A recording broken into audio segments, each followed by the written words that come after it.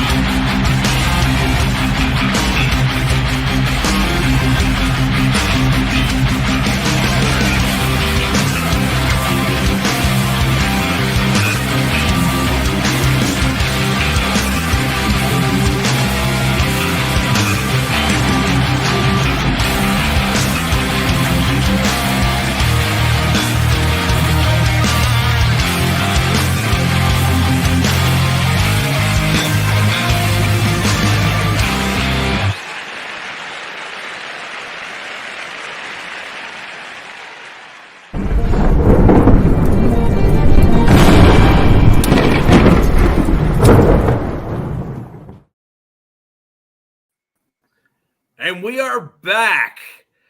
Welcome to the Wild Wild West podcast on this Wednesday. I know, Coach, you haven't seen the whole son's beard thing. It's different. It's a different intro. Right? I saw his face. He was like, it's a look. We'll say that. For those of you who do not follow me on Twitter, I highly recommend it. I am participating in Movember for the month of November, and I am going with the full handlebar Fu Manchu look as part of my mustache growing Movember. The way I look at it is if I can grow this, then I'm going to, just because I can. So we need that Waylon Jennings song. Sorry, what? We need that Waylon Jennings song going right now. Yeah, exactly. Please bend down. 18 we don't do what they say it can be done. There it is. Got a long way to go and a short time to get there. I'm eastbound down. Rock on, bandit, run. All right, Cap. All right. Cap. If it's in my range, I can sing well. You can. And ladies and gentlemen, you want to hear about it. Ladies and gentlemen, if you do actually want to help out the cause, I did post the link on my Twitter, and I really would appreciate anything you can. It's really, really yes, that's right, Lafayette. Denver won, and I decided to shave. We will now hold on. Do it. Hold on. I just want to make sure I jump into this. We have a bye week coming up, and so I'm slightly less concerned that it's going to have a negative impact as a result. Captain, how are you today? Yeah, as soon as I take a gulp, I thought that was good, right? Right in. He's like, that is so effing inconsiderate, and you planned it. You planned Come on, it was great. Yeah, of course it was. Perfect timing. I had I will say this. I had a wonderful time in Nolans with everybody, the crew, with the New Orleans fans, with everybody there. It was fantastic. Aside from the 3-hour ass whooping that I had to witness from the front row in the end zone. Okay. And it was so bad that they had a CBS camera that was like right down next to us, and he panned to us, and he didn't even, it's like he was ready to go on, but it's like this would not have been made for good TV. It might have been. So no, they didn't put us on. But and the other bad thing is that Hollywood, who's the guy I always go with, and Loretta, and Oso, who is the guy who was sitting next to me, they got on like one of the fan sites for Raider fans there. I unfortunately was trying to find a club with free drinks and free food that was impossible to find. So I was late to my seat. So because I was late to my seat, I missed the picture, or I would have been another wonderful picture for another wonderful weekend, at least photographer wise. So it was a lose-lose, but what can you say? Yeah, I felt that a little bit of that beating myself because that Derek Carr is my bye-week quarterback, and he gave me 1 point. Ooh. Hey, you got a whole point. Hey, a whole 1 point. I almost went with Derek Carr and Daniel Jones. Both I missed out on. Went Kirk Cousins. So. Oh, there you go. I should have gone Justin Fields. Justin Fields had a great day. Didn't think that was going to happen. Me having faith in Derek Carr, I guess that's my fault. It is. Yes, well, I'll live with it. The effing club. Yeah. I was like, welcome to the Raiders fandom. There you go. And Alex, how are you? Oh, I'm doing great. Just powering through the week here, ready for coming off the bye. Yeah, coming off the bye, and kind of uneventful / eventful trade deadline. It didn't go the direction I hoped, but ready for Sunday Night Football. And Coach, coming fresh off your Tuesday night show with Coach Kurt, how are you today? Yeah, doing great show-wise, not doing great fantasy-wise or, I guess you can just say fantasy-wise and pick 'em league-wise because the Bungles screwed me out of money on Monday night. Had that in the bag. All they had to do was win, and they couldn't seem to do that. So, outside of that, I'm doing pretty good. Fantastic. So we have an interesting show for you guys today. Lots of stuff packed in here. We, of course, have our 3-point stance coming up with all three of the not one, not two, but three. Three. That's right. With 3 games coming up this week. So we have all 3 of our divisional opponents coming up, where we can delve right into what those games are going to look like. And I will say, super happy with the guests we brought in this week in terms of the information, including the Falcons guy who is from Locked On Falcons. Gave some super great information, so that'll be a great segment to jump into. But before we go into the week ahead, we're going to discuss a little bit in terms of last week in terms of what happened. Captain, you kind of hinted at your enthused excitement for just how wonderful that front row seat was. I figured that you may want to glaze over the rest of the game, but I am curious in terms of what you had to say.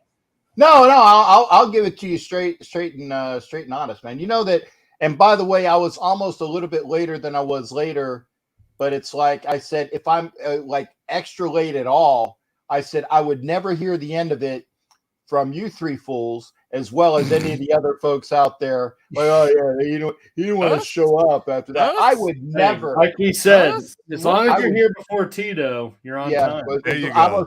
was here before Tito and Coach. I'm dominating. Tito's not even here. Right. He's still late. He's really late.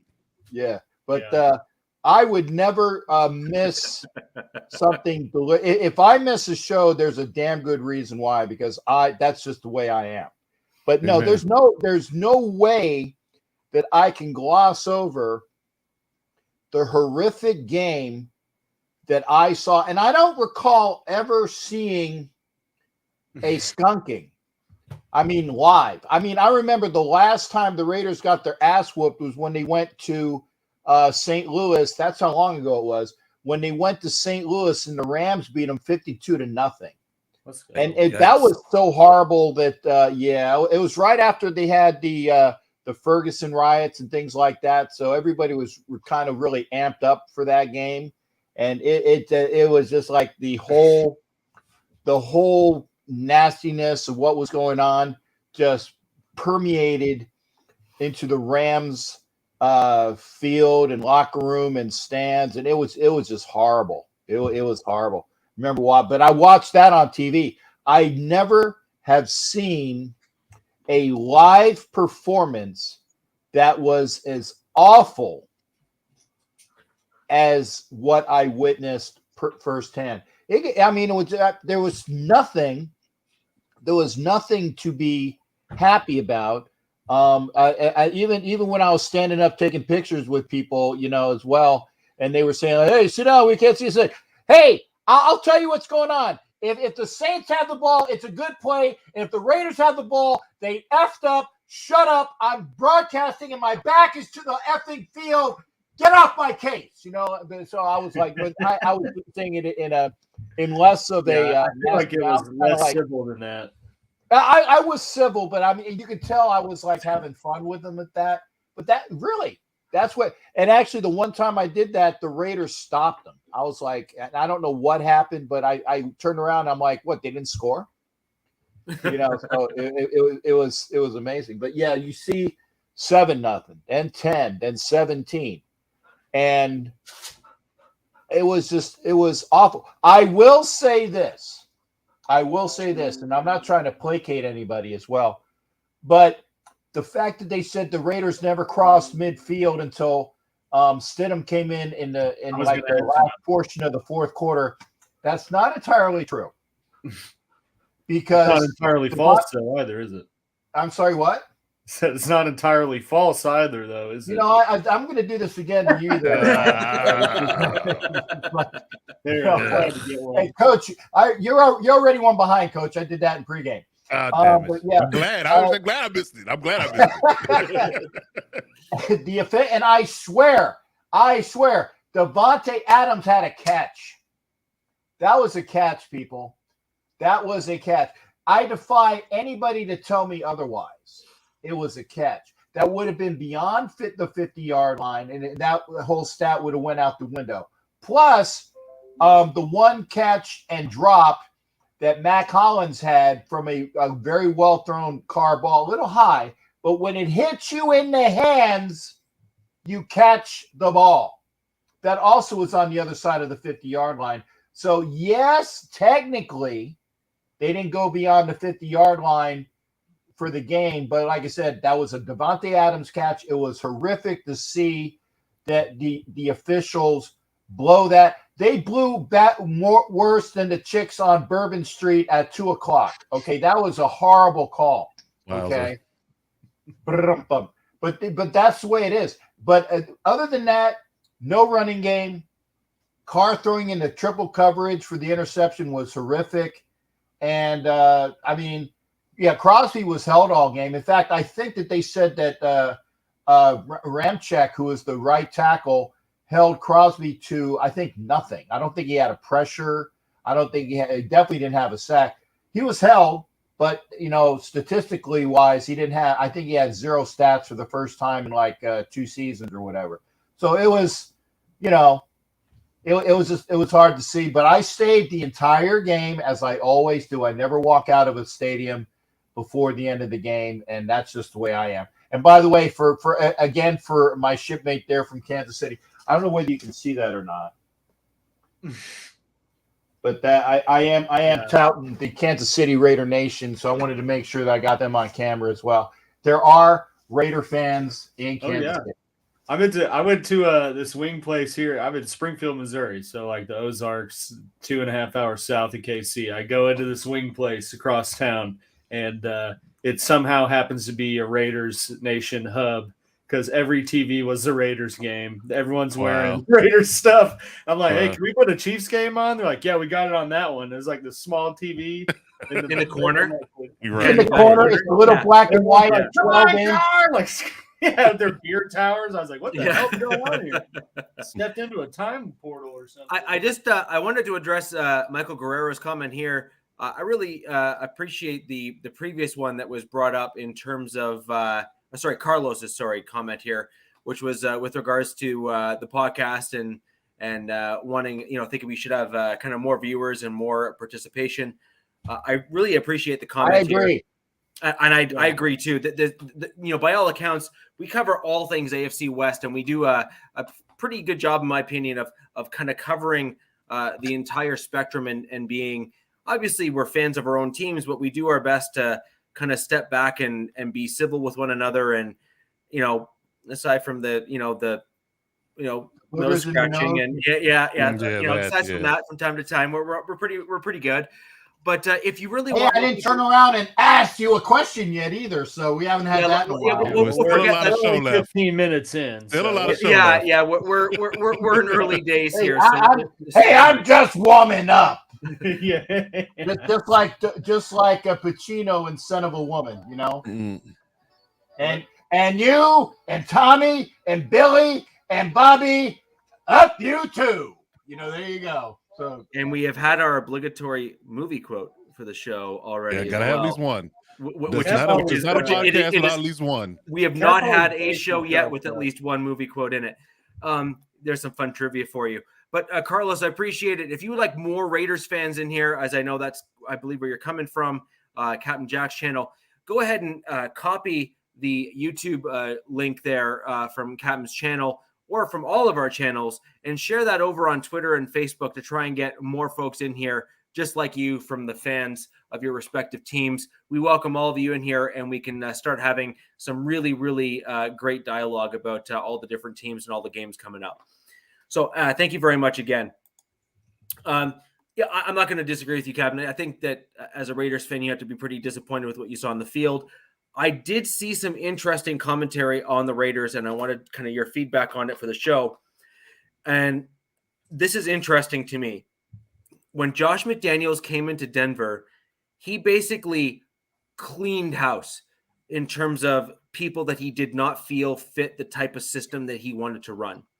Mm-hmm. I did not see McDaniels have the same type of power with the new GM that you guys have in the guy from New England there. You're talking about Dave Ziegler, his ship. Ziegler, yeah. So then the question is this.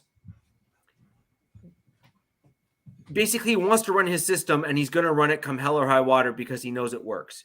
Mm-hmm. Do you think that Ziegler has held McDaniels back, or do you think McDaniels is simply just doing the team a disservice by not adapting his offense more to the players that are on the roster? I think it's more the latter. That McDaniels is running his system come hell or high water, and oh, by the way, just wait.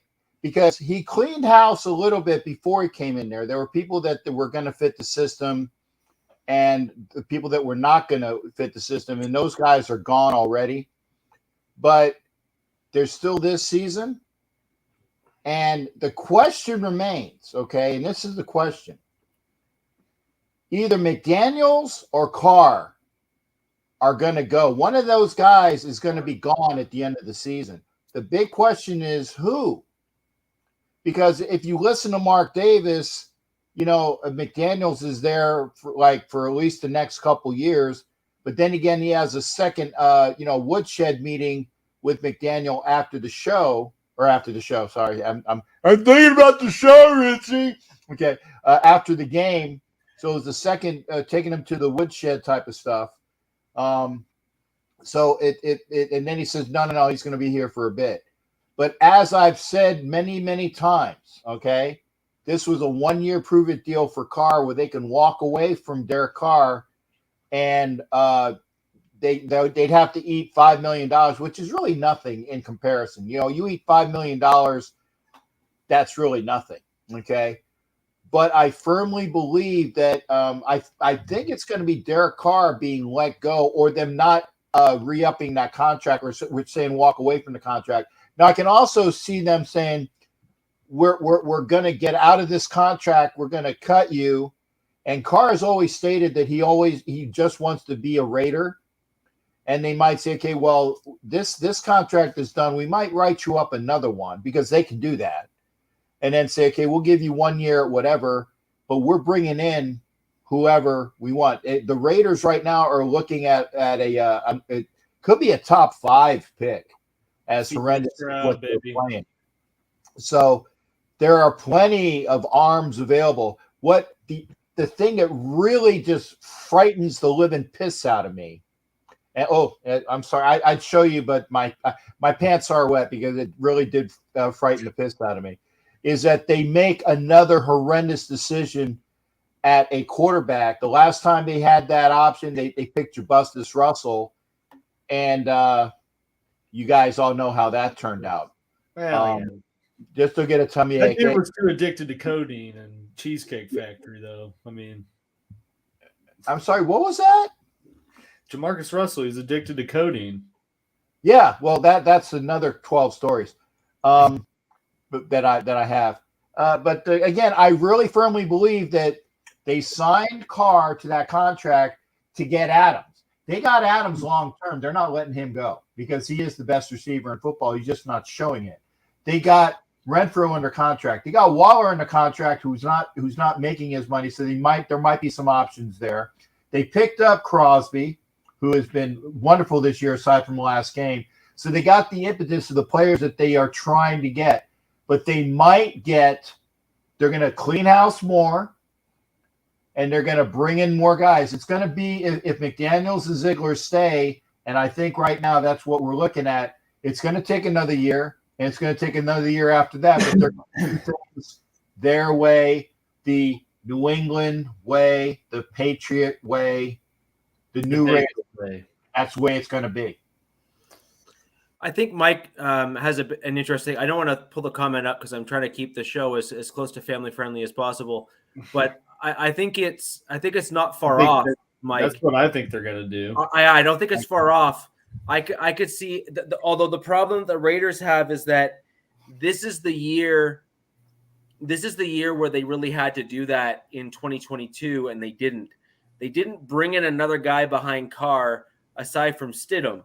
So unless they actually feel that Stidham is that guy who's going to sit behind Carr, then I think that they're kind of behind between a rock and a hard place, because what they should have done is they should have given Carr 2 years and then put the break in the contract. And what they did instead is they gave it after 1 year, which is at the end of the 2022 season, this year. And then they have, $5 million dead money is nothing for a quarterback contract. And so $5 million is an eat it and go. But the problem is that, to your point, Mike, they'd be better off keeping Carr, having a young quarterback behind him, and then cutting Carr in the second year. But I bet you Carr probably fought for the 1 year clean break to say, if you're going to get rid of me, then get rid of me and make your mind up so I can move on and go elsewhere. But I firmly believe that Carr saying that he wants to be a Raider and only a Raider, I'm sorry. We'll see if that actually happens, because the guy is going to spend money or spend time with his ministry. That's where he really wants to do, and he might get a start on it a lot sooner than he thought. Because like I said, if the Raiders want to do that, and I firmly believe they will, they might say, okay, we're gonna just jack the rest out. We'll eat 5.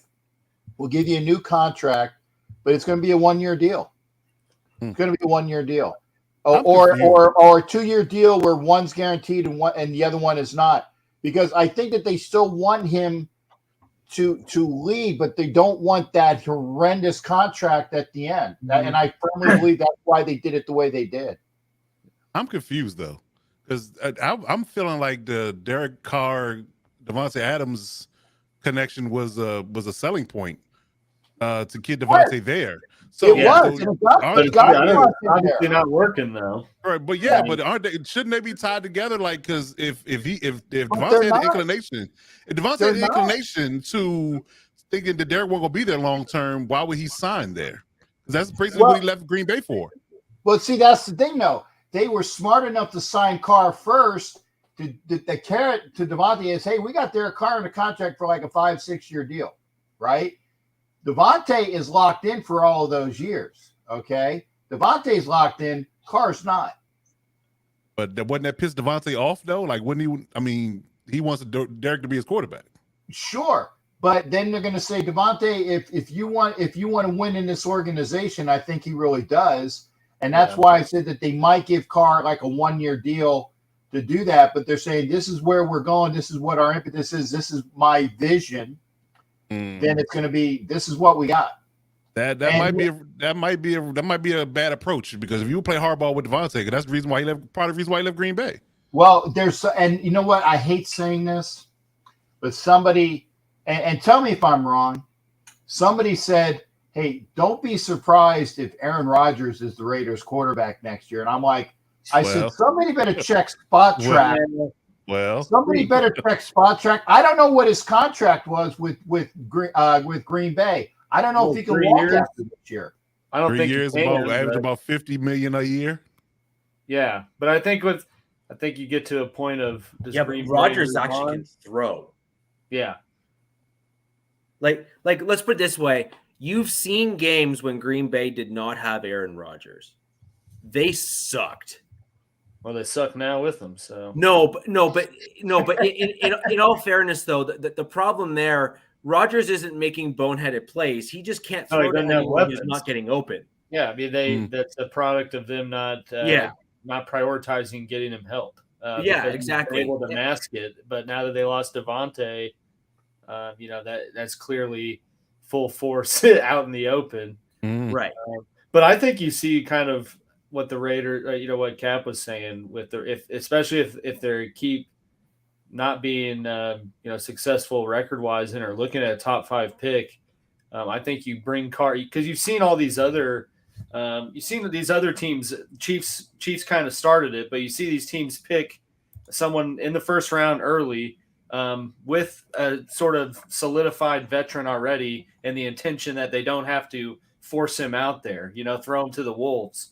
So I think you see, Vegas to kind of take that approach if they end up picking in that spot where they keep Carr and get a CJ Stroud or Bryce Young, but not necessarily make him have to be the guy right out of the gate. Because I really think that's what messes up a lot of rookie QBs when they just go somewhere where they're forced to be productive and forced to, live up to being picked where they were, and they don't have the help to do it. Because as much as you want to, give praise to QBs and everything, football is a team sport. So, that's why I'm glad the Bears got Fields Claypool because I like him, but I love Justin Fields, but actually he was in a bad situation, running for his life.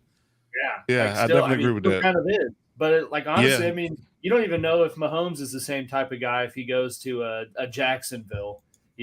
Where you land, you don't know. I mean, you don't know if Herbert's the same type of player if he goes into a more unstable situation. Yep. Trevor Lawrence could be up in the realm of Mahomes and Herbert if he goes to KC. I mean, it's just no, he's not. Maybe. I mean, we would never really know, but it's a lot of really. But it does. I agree with you, Alice. It does lend to the idea of your landing spot definitely helps or hinders your career early on. Definitely does. Well, 100%. I'm not saying that that's not the case, but my point is that Mahomes had a good situation and then elevated both him and his team within that situation, right? Herbert went to a decent force to play. Yeah, exactly. Herbert went to a decent situation with the Chargers and excelled, right? Now, what my point is that, you have Lawrence, for example, who went to a subpar situation, but then Jacksonville has pumped in a good, their offensive line is good. Mm-hmm. And he is still making stupid decisions. Ooh, yes. That's how you know we've made it. We have bots, baby. Yeah. I was watching the Bolt Bros and that came up, something like that came up, and they're like, that's how you know you've made it. Right. Somebody got to it before Jack Kenna got it for me. Thanks. Hey, Jack, next time report them before you destroy them. There you go. Yeah. Mm-mm. Wow. Okay. That's a good one. Hey, you talk about a bot, baby. I got something for you bots right down here. Oh, okay? Lord. We're back. Yeah, exactly. There's an Austin Powers quote in there, machine gun jubblies. that came to mind when you're so golden wedding tackle. So it's you have to throw in the movie quote because I think that was pretty fitting given the circumstances. But obviously the Chargers and the Chiefs, you guys had your bye week. I did want to get into a little bit in terms of the Broncos versus Jags game in terms of what came of it. You all know that I have been harsh, maybe, in terms of our offensive center. I hate to see him go down with an injury, but nonetheless, we did in fact see Graham Glasgow finally get put in at the center position. And all of a sudden, the Broncos can finally pass protect and run block again. So I did want to kind of bring that up and just the fact that as a Broncos fan, looking at what we saw in that game, it was clear to me that Graham Glasgow was always the right choice for the offensive center. That was also true when he was in Detroit. He was a well above average offensive center when he was in Detroit. And then the Broncos brought him in and just said, we're not going to play you at the position that you are better at. We are going to put you at guard and watch you struggle. So it makes no sense whatsoever. It's ridiculous. Literally, it's ridiculous. So my point all along has been that we should have played Graham Glasgow at the offensive center position, and it did work. We also saw some better run plays with him there, and we saw some big plays. We saw KJ Hamler with another big catch. We saw Greg Dulcich, who is turning out to be one heck of a third-round pick at tight end. Here we go. We're off the Saubert train. On to Dulcich. No. Hey, how many targets Saubert been getting since Dulcich come on? Well, that's actually what I brought up on Twitter the other day, which is I actually think that we're still playing our tight ends incorrectly. I think that the Denver Broncos are kind of showing their hand a little bit too much in terms of how they're lining up their tight ends. And I think that with our offensive line having so many injuries on it, that we should be playing 12 personnel sets more with a tight end to the outside of the left tackle and a tight end to the outside of the right tackle. And in my opinion, it should be Dulcich on one side and Saubert on the other. And then you simply mix them up in terms of who's running the pass route and who's blocking. And I think that that's the better way of going about it, because you're constantly keeping the other team guessing in terms of who's going to be running, who's going to be blocking, what side you're running the ball on, et cetera, et cetera. And I think that that makes for a much better and far more unpredictable offense. And you have two great pass-catching tight ends. I mean, Saubert ran all the way downfield and caught a deep pass in the end zone for that touchdown. So why not? Tito. You're late! Tito! I am stopping my bit to simply say you're late. Big time. Like Super 36 late, minutes Tito. late. Like as in, come on. Late. Hey, that ain't fashionable. That's just late. You might as well just not comment, Tito. Just kind of stayed in the weeds. No. That's why Tito's late. He's in the weed. Oh, okay. Each his own. Yeah.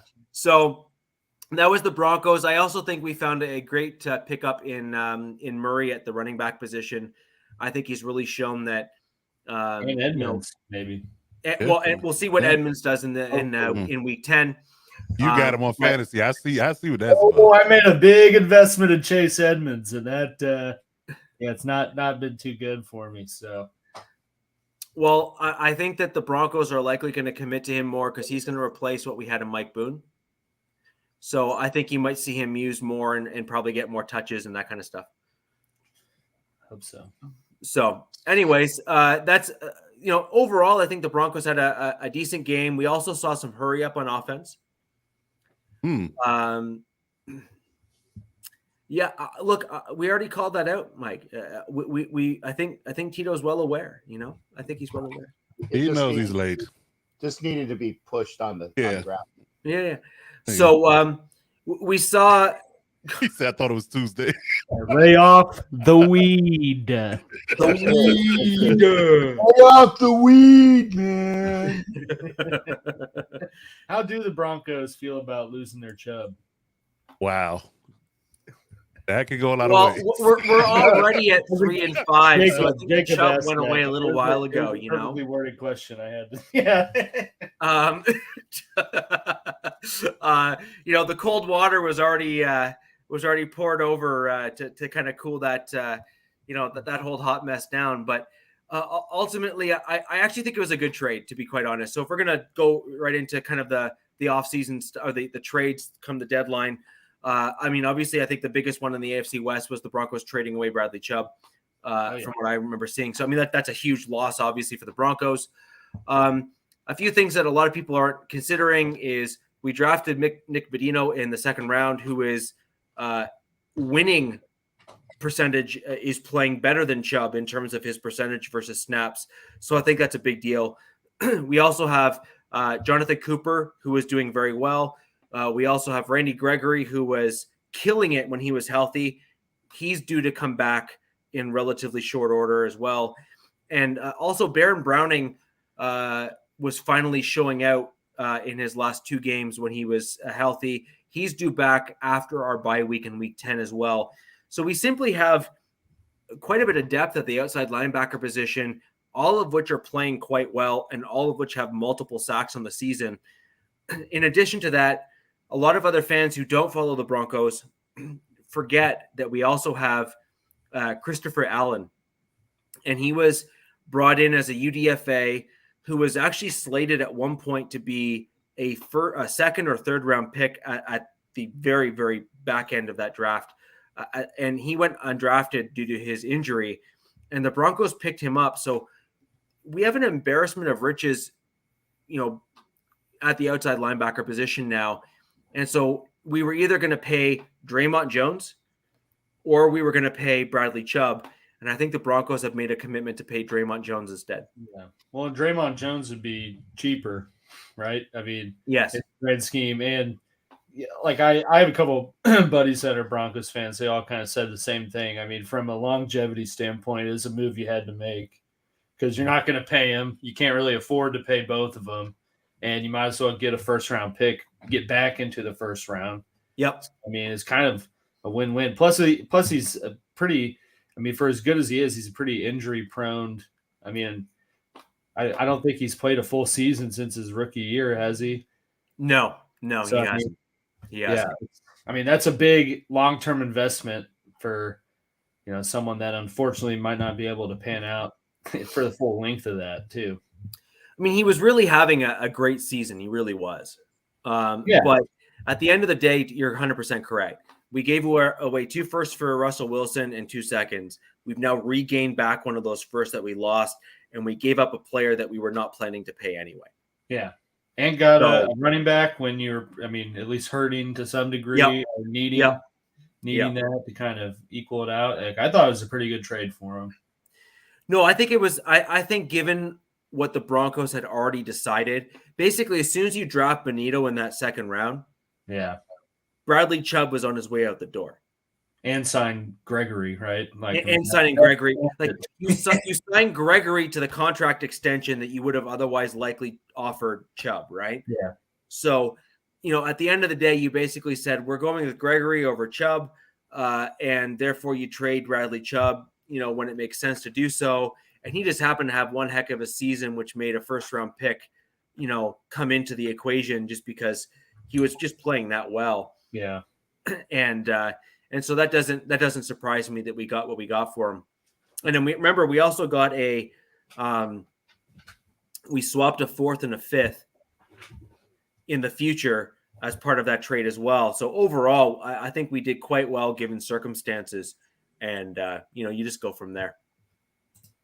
Yeah, no, I agree. I mean, so Coach, what did the Chargers do in the trade deadline? Not a damn thing. You already know that. I know. That's why I asked. Crazy. Yeah, I will say though. Yeah. I don't. Well, I can't say I completely understand it based upon the circumstances of the wide receiver room. But I definitely think that they could have made some type of attempt to bring in especially with Claypool and guys of that ilk hanging out there to help, because I honestly think that if you're looking at it from a wide angle lens, Keenan Allen's still not healthy. He had a setback in the bye week with his hamstring. He may not play at all this year. I mean, that's a possibility. I mean, hamstring injuries are very iffy, and he's already been on record as saying that at this point, until he's 100%, he feels 100%. Kind of give me the Kawhi Leonard vibe at this moment. Where he's not going to play. until he's 100% healthy, that's going to be a detriment to the actual production of the offense, obviously, without not having your number one receiver. Mike Williams being out with a high ankle sprain, we're talking 4 to 6 weeks, probably at least 4 weeks from right now, and we got a game to play on Sunday.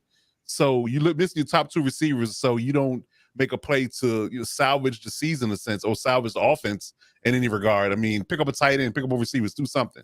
I mean, if you look at the wide receiver room as it is right now, it stands at Josh Palmer, who's been inconsistent, Michael Bandy, DeAndre Carter, who was brought in to be a kick returner. He's playing receiver. Keelan Doss, who was a cast off from the Raiders and other different training camps. He's never actually played an NFL game, I don't think. And a few others, and the guys you probably know, you don't even know. So I would have been more aggressive. I mean, especially with the draft coming up. I mean, if you were going to stat pat and try to draft a receiver last year's draft class, it makes a lot of sense. Mm-hmm. You kind of hold pat and hold your draft picks, hold your water, right, and just deal with injuries as they come.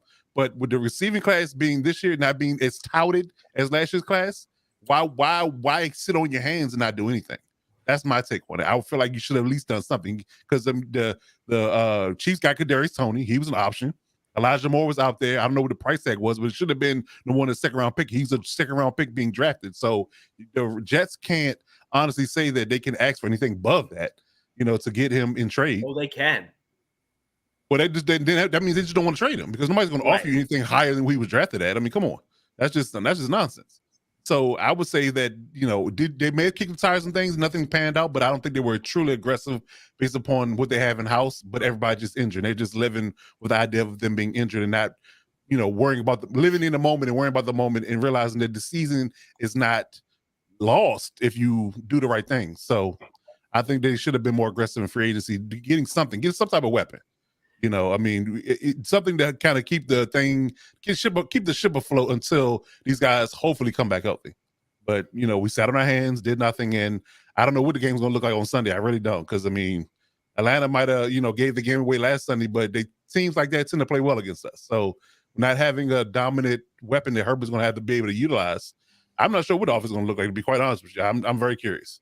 Very curious, but I'm a little disappointed, to say the least, that their lack of ability to go out and get anything that's going to help this team. Because, I mean, if you look at it like this, every quarterback in the age range of Justin Herbert, they've done everything possible they can to put as much as possible from a weaponry perspective around them to make them flourish. And the Chargers aren't doing that, so they're not following everybody's playbook. And everybody else seems to be winning. I mean, hell, Tua Tagovailoa, look, they crowning him like is the next, whoever, because he has all these weapons.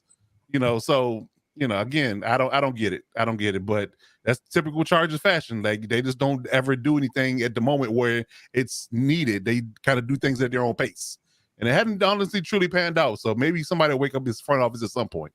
But for right now, it's the status quo. So the one big thing that's come up, I've spoken to the Bolt Bros about this. I've spoken to other Chargers fans about this. And as an AFC West rival, the turf that you guys have in your stadium right now, I believe is contributing to injuries both on your team and others. So my question, as a broad one, is, should we all start a GoFundMe between the other 3 AFC West teams to help your owners out and realize that grass is better than turf? Well, they should do that across the league. It ain't just that particular arena. They need to do that across the league. Yeah. Kind of do what Arizona does. It's a dome, right? And our stadium is not a dome, but it's covered. Get that natural grass that you can roll out into the sun and every so often. Does that too, don't they? And let it get natural light. That type of deal. I seem to know of another AFC West team that does that too, Coach. Who? The Raiders. Oh, the Raiders do that? I didn't know that. Yeah. I didn't know Alicia had that. Alicia has that? Okay. Okay. All right. Well, smart on them. Wouldn't the decision for the Charger Stadium have to come from the Rams, though? Well, it has to be a collective decision, obviously. The Chargers ain't gonna do nothing because their ownership is more frugal than 3 Jewish guys in a desert looking for a dime. I mean, I can't argue that. I mean, as it is what it is. And I'm allowed to say that. My name's Levy.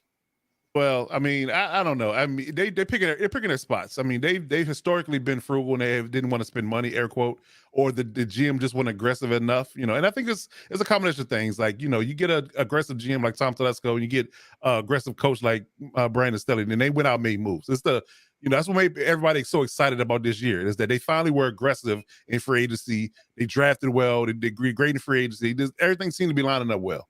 You know, but in, you know, typical one thing has always been Achilles heel, pun intended, that injuries always bite us. But no, I think that what got That's people what my kind of comment was there. reinvigorated. Yeah, it got people reinvigorated because for the first time in a long time, if ever, they were aggressive and doing things that were trending. You know, being aggressive in free agency, fixing your problems, getting people in that are, you know, are well known household names that's going to come in and be playmakers for us. But you know, I don't know. I mean, hope it's not an outlier, but yet again, you know, holistically over the lifespan, I've been a Chargers fan. You know, we've been conservative. So Cap has a point. He does have a point there. My ultimate point was that the Chargers have had injury history like this for decades. Several years. So Decades, right? Yeah. And this dates all the way back deep into your history in San Diego, and now has carried on into your new stadium here in LA. The one common point that you guys both have in both stadiums is you both played on turf. Mm-hmm. And it seems that a lot of the teams that typically play on turf tend to have soft tissue and other injuries that are more prevalent than those teams that play on grass. So I simply looked at it and said, hey, if your team is in fact that cheap, you'd think that you'd not want to have your players get injured when they don't need to. And you'd simply look at a grass option to hopefully negate and reduce those injuries overall, especially if it pays off in the long run. Because you have to imagine that the grass just generally is more forgiving. You see most teams that play on grass just typically have fewer injuries, right? Oh yeah. Well, yeah, and in a perfect world or a perfect weather, you know, and it's better so suited for California because they don't have as much, you know, weather conditions in California. But you know, I've seen people get hurt just as much on grass as turf in certain spots, but you don't have, you know, grass has that give though, you know, in certain spots. So when it's dry, if it's dry and it's fine, it's not wet or damaged or muddy, then it's fine. It has give to it, and you can kind of get away with those issues with turning knees and folding ankles and doing things of that nature. But you know, it's give and take to both arguments. I mean, you know, you can have like a bluegrass or a carbon blend where you have turf and grass mixed in, and that kind of works better for certain particular teams. I stand corrected. I thought your San Diego stadium. No, it wasn't. No, I it wasn't. I was going to let you know that I'm so old. I will call it by the real name.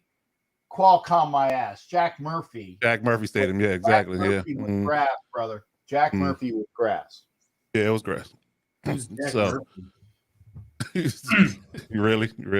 So that was our recap, guys, of last week. We had two of our teams on buys, which certainly made that a little shorter than it otherwise would have been. But coming up, we got we didn't talk about the Chiefs moves, but that's all right. Chiefs moves. You guys are already winning, so good for you. No, I'm just joking. Right. The Kadarius Toney thing is interesting. We were actually having a side conversation in the chat about that, about how he's going to mesh back into the offense, because I feel like they were just literally getting on the same sheet of music with Juju and Miko, and then you add Kadarius to the mix. How is that going to play? It's not, and neither will Tony after a few games, because, like I said, how's that going to? You get that? How's that going to play? Neither, because he's not going to play. Kadarius, and again, I am a Gator, and I've seen Kadarius Toney was a more athletic Percy Harvin, but he is injury prone with a worse attitude. Oh, yeah. And is it me or is it Alex frozen? He was a second. Okay, all right. He was frozen and smiled for a second for me. Okay. Dude, all my screens are like black circles. I was like, "What the hell's going on?" Oh, okay, yeah, a little bit technical difficulties over there. Okay. I was like, literally every screen was black. Is circle going. I was like, hey, Tito, if that's not happening, we ain't gonna win a game for the rest of the year. So screw you. So if this is a CFL question, Lafayette, believe it or not all Canadians follow the CFL. I I certainly don't. I go to a couple games every once in a while because the tickets are basically almost free. They're so cheap, it's ridiculous. And it's an interesting game to watch just because there's a few things in there that I think are really interesting. But by and large, you typically have in the big cities, the stadiums are always full just because the tickets are cheap. The beer is not, but people drink a lot of it. And it's just interesting because there are a few rules, actually, the CFL, the one thing I will give them credit for, that I actually believe the NFL should adopt, including some of the special teams rules that are really, really interesting in the CFL. Perhaps later on in the season or in the off season, I'll go into it a little bit more because I think there's a few things in there that the NFL could actually steal, including the aggressive motion that you get right at the snap, which I actually think the NFL would benefit from because it makes for a much more interesting game. But anywho, wider too, right? Isn't it like? The field is wider, so you have a little bit more room because Canada just has more space that is wasted with a lot of icebergs and other things. But in addition to that, the football is also larger as well, which a lot of the guys that come from the States, which is where most of the players are coming from in the CFL, throws them for a loop because it's just a different feel as a football. Yeah. So, but no, CFL is interesting. I live closest to the Argonauts, who have done the best out of most of the teams. But by and large, it's a league that has a cult following. And from my experience, a good portion of it is actually Americans that follow the CFL as opposed to Canadians. But moving on to the upcoming week, I wanted to jump right into Capt. I'm going to jump over to you just because we're coming up on close-ish to when you need to go to NFL Nation Live. You are playing the Jags this week, if I'm not mistaken. Yes, sir, we are, and it's simply amazing to me that after a London game that they didn't give them a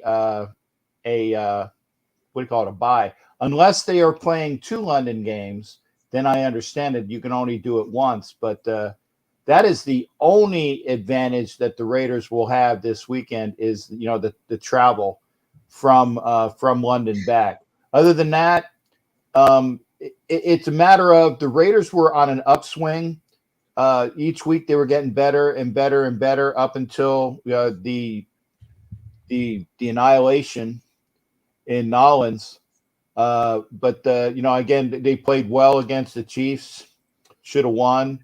They played well against the Texans, annihilated, and they played four quarters worth of football. I think the Raiders misplaced their timing, as normally they lose after the bye. So I think that they figured that this was the bye, and they lost to Nolens. And when they just had it wrong in their heads, like, oh no, this was our bye weekend we were supposed to lose, so that's why, because that's what normally happens. But they just played god awful. And for those that are thinking that this is going to be a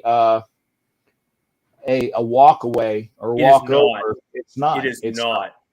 So, with that in mind, Captain, I'm going to go right into JK3 from Down by the Bank podcast, who joins us again as our staple on the Wild Wild West to give us his take on the Jacksonville Jaguars versus your Las Vegas Raiders. Got it.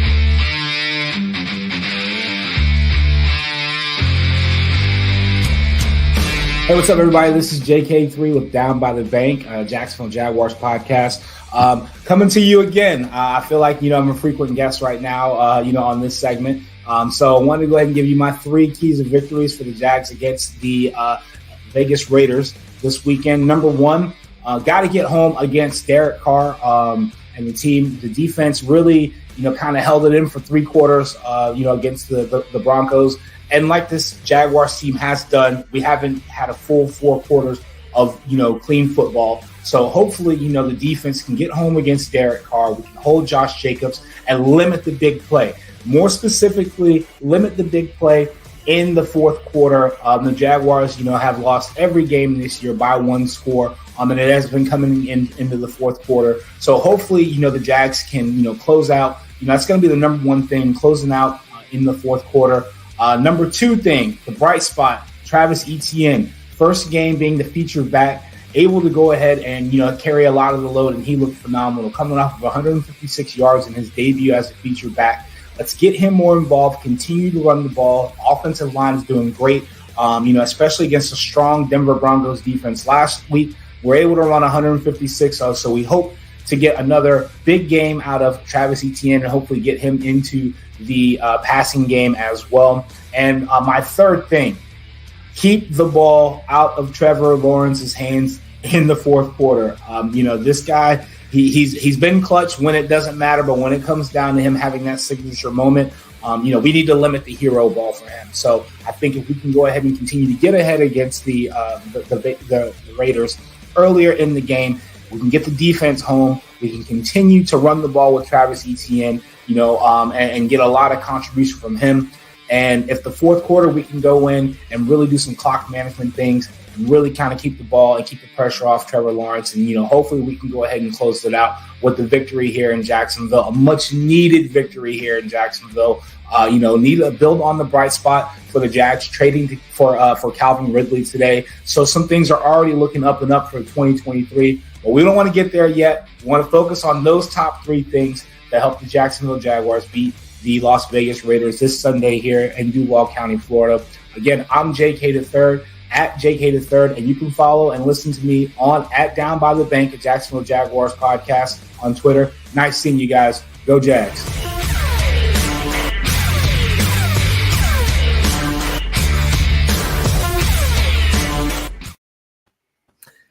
Awesome.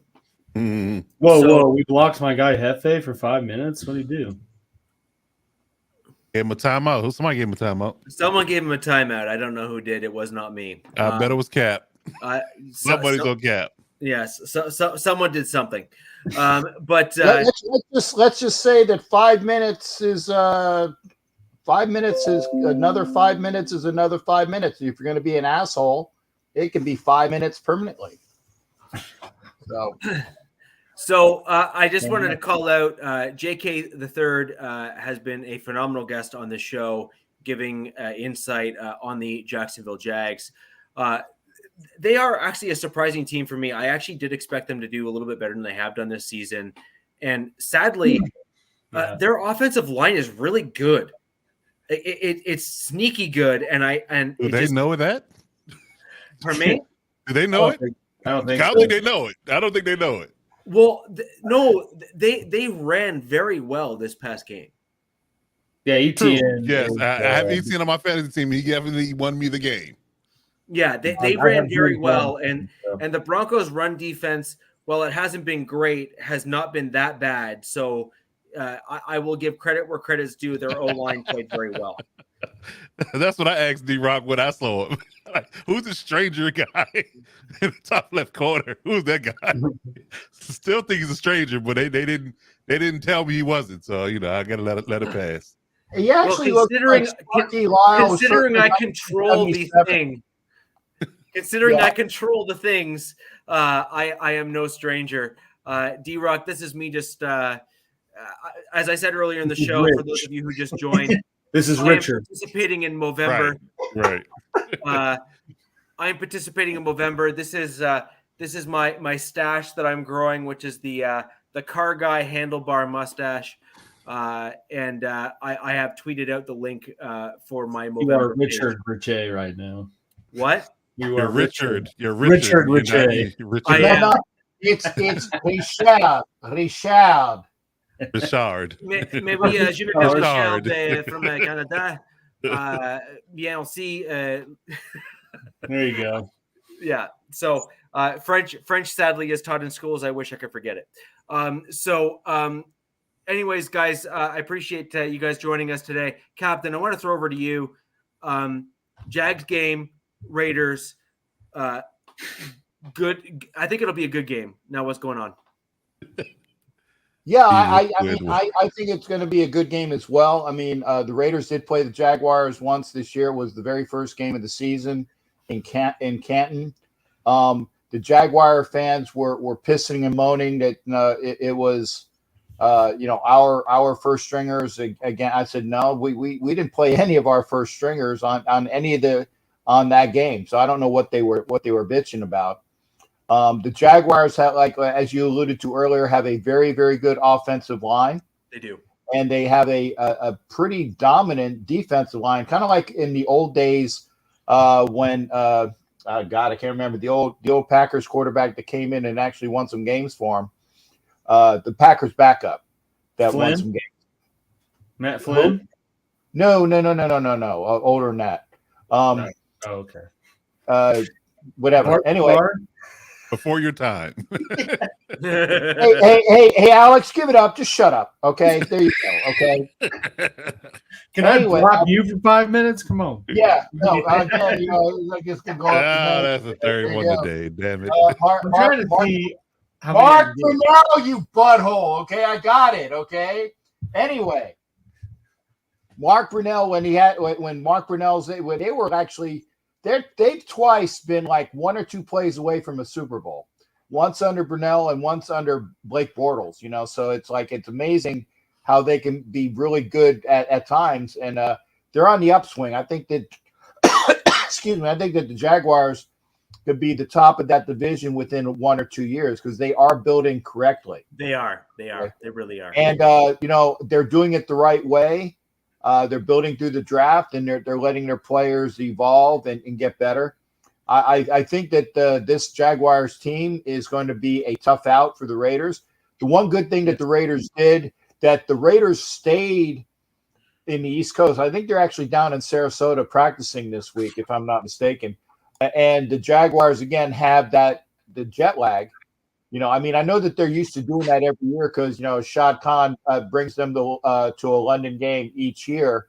But still, getting used to it each year, everybody's going to get used to it each year. And that's the one advantage that I think that the Raiders will have this week is that the Jags are coming off of a long flight, and the Raiders stayed in the East Coast so that they don't have to worry about that. They have, I think the teams are pretty much evenly matched. I think the Raiders have a much better offense, but they haven't showed it, at least last week. 0 points speaks volumes right there. So it'll be a game that'll be close. I think that the Raiders could get back to what was winning for them earlier, which is a consistent and overwhelming run game. And Carr doesn't throw into triple coverage like he did last week, then the Raiders could be on the winning side again. I know that they should, but will they win? And that's the question. That is the question. So curious to the rest of the panel, what do you guys think the Raiders are going to do this week? Alex, over to you in terms of what you saw last week. And you saw the Raiders, the Jags and Broncos play. Yeah. Do you think that the Jags are going to outshine the Raiders this week, or do you think the Raiders are going to rebound and kind of come back and show us that they belong? Yeah. Honestly, from watching, especially kind of high praise what Jacksonville got at the start. When they beat the Chargers, and then we were all. Oh, you had to bring that up, didn't you? Everyone was talking about them being good, and then they haven't won since then. But really, I've kind of noticed he referenced it in the point stance that if it comes down to Trevor Lawrence having to win, he's not mature enough to make the right choice. He'll rampant throws and turns the ball over in crucial moments late in the game. So I think that if the Raiders stick to, like Captain said, running the ball and keeping it close, making it to where Lawrence has to win at the end with his arm, I think that they win. And that's kind of been the way the Jaguars games have gone since they beat the Chargers. So you beat the Chargers pretty good too. That's just the way. Another little dig, Coach. Just another little dig. I was waiting to see if I got one out of Coach, but But yeah, no, I think the Raiders end up winning this if they, keep run the ball and keep it close and force Lawrence to have to win it with his arm. Fair. To answer your question, Matthew, yeah, Andy Reid's son is going to jail for manslaughter, or not manslaughter, but I don't remember the charge, but from his drunk driving incident, which was less than the recommended amount by the prosecution. So he still got a little bit of got off easy. Yeah, I mean, considering how messed up that one of the young girls got, and I know the Chiefs reached an undisclosed settlement with the family, but that it can only go so far, especially when it's someone who's kind of not a stranger to those types of proceedings. That was off topic, but I just saw the comment. So, my bad. But yeah, what do you think, Coach? I think that it really comes down to the idea of who is less reckless, who makes the ultimate mistake, maybe late in game. I think they both have good running games. I do like the Jaguars front seven a little more from their talent perspective. From the young guys they have been, they built it up front. They're tough, man. Like I said, I saw them firsthand. Devin Lloyd is that guy. Definitely got my eye on as being a perennial Pro Bowl type linebacker in the future. Trayvon Walker's having a good year. Amongst a few other names, of course, Josh Allen, the other Josh Allen's what they call him. Yeah. So I think that it just really boils down to who's less reckless throughout the game. Like if they both stick to their guns, stick to the run game, stay basic, don't do any exotic things, then it could be a low scoring game coming down to late third, early fourth quarter. And again, it just who makes the first mistake. It might end up being that's who comes out to be the winner. Based upon how they both played in the last several games, that's typically what unravels each team. Like that one big mistake that either quarterback makes, a turnover, fumble, something like that nature. That really would cost them games. In all honesty, so that's really what it boils down to. Who makes that crucial mistake in the fourth quarter, and it's going to probably go other teams' way. And Captain, that'll basically come down to, in my opinion, in your game, can Crosby get home and strip sack? Or do something to Trevor to force a mistake, or because I'm not trying to belittle the Raiders here, but you do not have a secondary that is feared amongst the NFL. And so when you look at what happened to the Broncos when Lawrence tried to force a pass, he basically got shown the door. Oh yeah, right. He got shown the door by a superior cornerback who said, "I got you." And he did that with a cast on his one hand. Yeah, actually, they do have a superior cornerback. Unfortunately, he's injured. And that's Hobbs. Averett came back from his injury and really didn't show too much. In fact, I called out a play that Callaway, who's also another Gator, I said Callaway's got this. Watch. And I was talking to the Saints fan next to me, and I called the play. I said, Callaway on a post. Well, it wasn't a post, it was a slant, but it was against Averett, and they got the first down. I can just see the way that they were playing that, you got Callaway on Averett, and that's a mismatch. And the kid has speed and can actually catch when he wants to. Antonio Callaway, right? Marquez Callaway. Yeah. The kid that played for the Gators, I can't remember his first name, but Marquez Callaway. Yeah. Very, very, very talented kid from South Florida, but very troubled. That's what I'm going to say. And if he has his stuff in one sock, it's good. But if not, then he's kind of like Tony. He doesn't get injured. Anyway, it's a matter of Hobbs is out. There's a couple of defensive backs that I was looking at. Again, the Raiders did not make any moves at the trade deadline other than getting rid of Hankins for a draft pick. We didn't acquire anybody, which was surprising. But again, it was just one of those things where, again, I guess either the price was not right, and so they didn't make any trigger moves. So it's just a matter of we'll see if that was helpful or hurtful. If they're playing for this year, not getting anybody this season will hurt them. If they're playing for the future, then maybe it was the best moves available. Fair enough. So I want to get more of your feedback on some of the other games coming up, guys, before Captain needs to head over to NFL Nation Live, which is coming shortly after this show.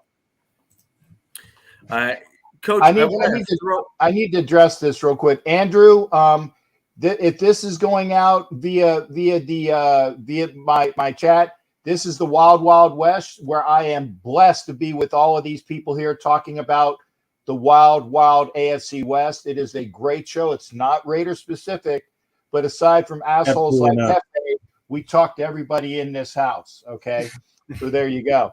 But yeah, please get your questions as well. And by the way, that's the only time I'm going to address that asshole directly. That's it.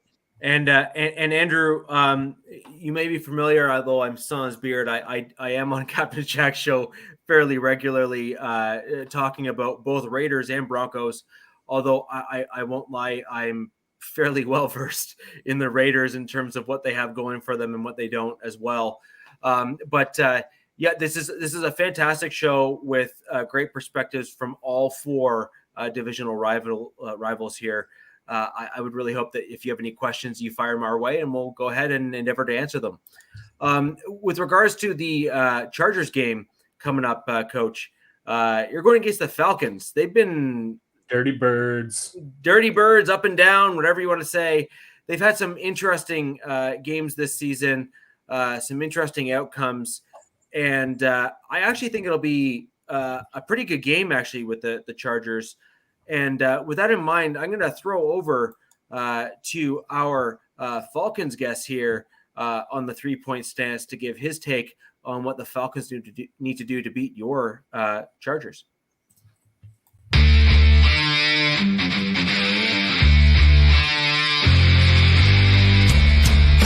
Aaron Freeman here, the host of Locked On Falcons, your daily Atlanta Falcons podcast, a part of the Locked On Podcast Network, your team every day. And here to talk about 3 things I think the Falcons need to do that will help their chances of beating the Los Angeles, almost said San Diego, still haven't gotten over that, Los Angeles Chargers in Week 9. I think the first thing is being able to pressure the quarterback. The Falcons have not done a great job doing so. They need a big day from Grady Jarrett. They need a big day from their rookie second-round pick, Arnold Ebiketie. And if they don't get that, then Justin Herbert should have little to no problem, as we have seen guys like Joe Burrow, Tom Brady, Matt Stafford picking apart the Falcons' defense, given their tendency to play a lot of zone coverage. I suspect the Falcons will rely on their zone coverage this weekend, because it gets us to the second thing I want to talk about, which is keeping Mike Williams in check.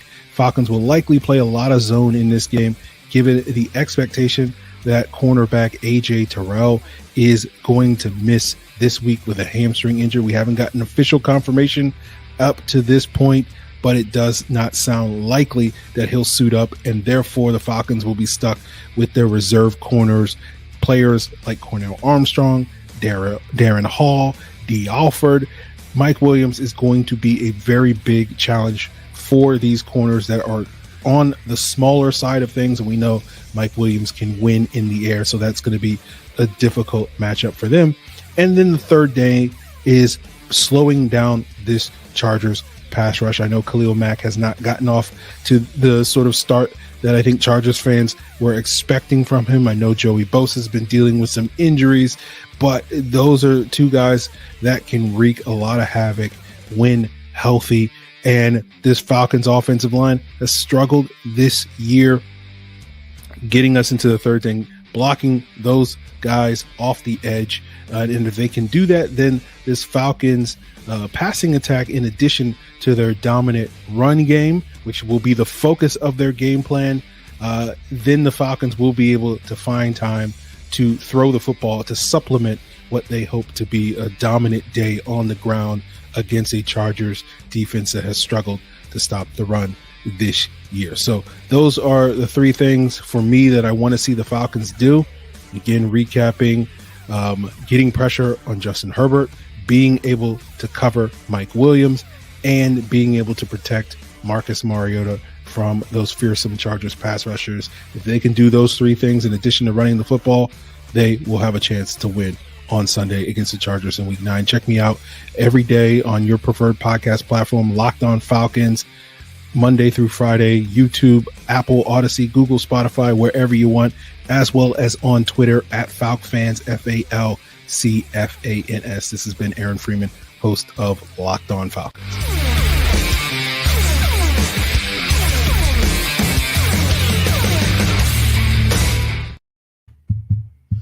So our guest there was pretty clear in just stating that Bosa has been injured or is dealing with injuries. He did not say he was in fact playing. So I just wanted to make sure I clarified that in terms of how he worded his response. I know everyone kind of hones in on, the name and may not pay attention as much to the comments surrounding it, but he did in fact call out the fact that he's been dealing with injuries as a means of calling that out. But a great guest coming from the Locked On Falcons podcast with some information on the Falcons and what they felt, or he felt, they needed to do to beat the Chargers. Captain, how do you think your Chargers are going to handle the run attack against the Falcons? Because that's really the weed. It's the beard, man. It's the beard. It's the beard. It has light. That lack of hair is throwing you off, man. It is. It really is. Well, the other problem is I'm seeing these Yarg comments all throughout the chats here, and because I see all 5 chats, that's subliminal messaging. Yeah, it's through my brain. This is not the team you're looking for, man. Right. So, Coach, move along. Yeah. Coach, how do you think the run game from the Falcons is going to be quelled by the Chargers? And how do you think you guys are going to do this game?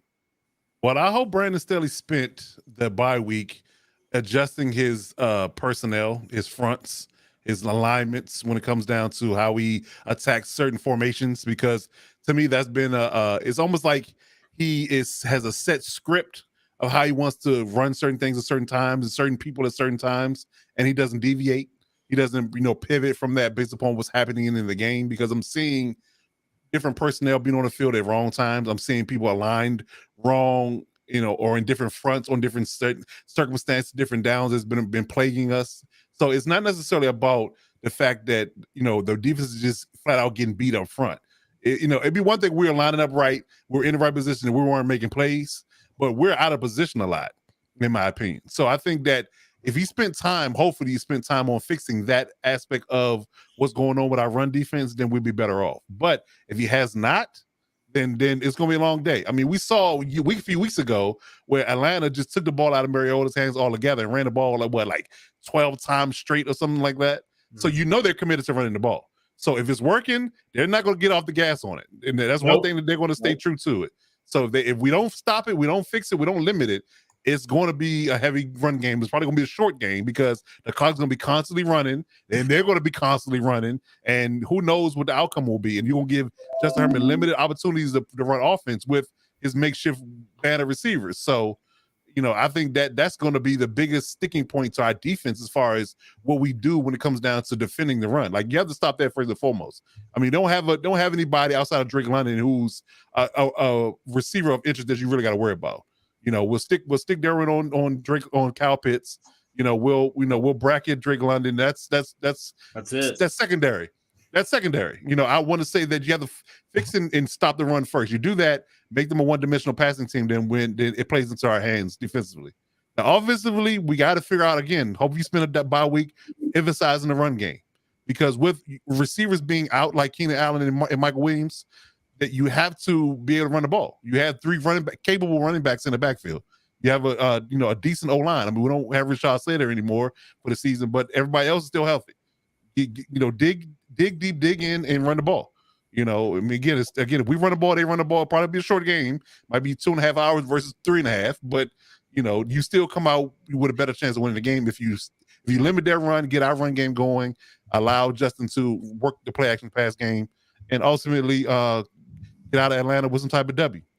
So that's my synopsis on what they should do. It's very basic, but the alignment thing has been killing me. I've been person that played the game, coached the game, know exactly what needs to be done is not being done. It drives me nuts. It's been a bane in my existence for quite some time to see that every time we get gashed on the run, we're not aligned properly, and I can't understand why. It's basic football principles. It's basic. They're in a jumbo set. Why the hell are we in the light box? That makes no sense. It makes no sense at all. See, now we're talking about jumbos and light boxes. We had this issue last week too. Mm-hmm. Yeah, we did. Well, I mean, Cool Cav seems to be colorblind to a new level. I wear orange. Captain wears black. I've never known that to be an issue with most people, but clearly there's some color issues there. Cool Cav will help you out, and we'll put you in touch with some right people to figure the difference out. In addition to that, America's Best has glasses on sale. So the price one. There you go. So, anywho, as we move on, their coach, I'm curious to see how you think you're going to do against the run, especially if the Falcons decide to go outside as opposed to inside. Well, that's the thing. You know, you have to, like I said, just depending on what alignment we are. And I would say that you have to move Khalil Mack around because he's your best and most capable edge defender when it comes down to the running game with Joey Bosa not being there. So you have to move him around. You know, if nothing else, this is what I would do. It's just a basic schematic change. Wherever the wide side of the field is on, that's the side Khalil's going to be on because you have way more space. That's where Mariota's going to go. So just leave him on the wide side of the field on the early rundowns, and that should ultimately limit the idea of them running big plays on the outside from a wide angle lens or wide side of the field perspective.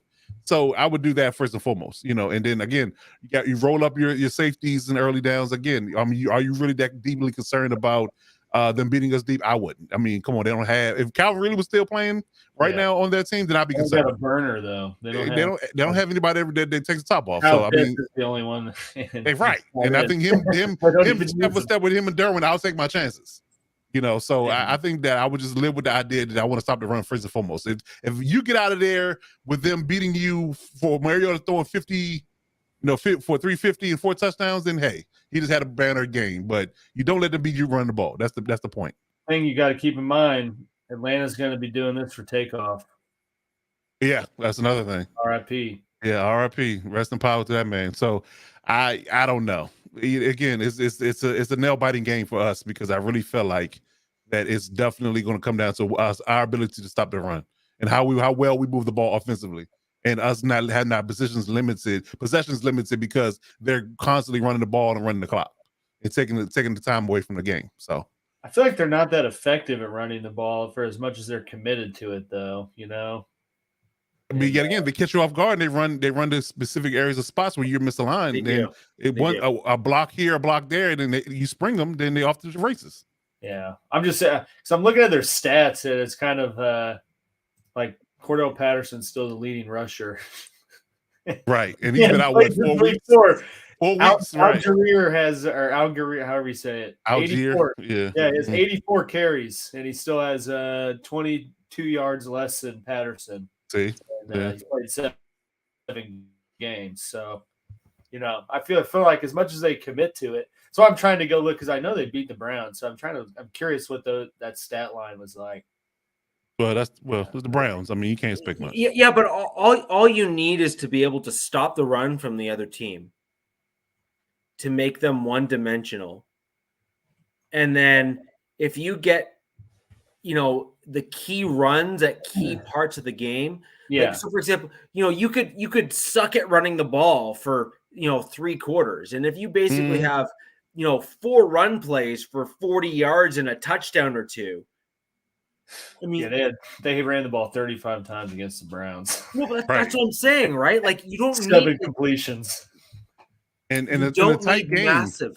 You don't need the massive runs. Mm-hmm. You just need to wear the other team down. And as long as you can continue to do that, you have an opportunity to win games. Yeah, but the reason I looked at the Browns is because like they do the same thing. So it's like the same team, but whereas the Chargers, at least at the start of the year, maybe not with their current makeup, but can certainly, are more of the explosive type of offense that can score quickly.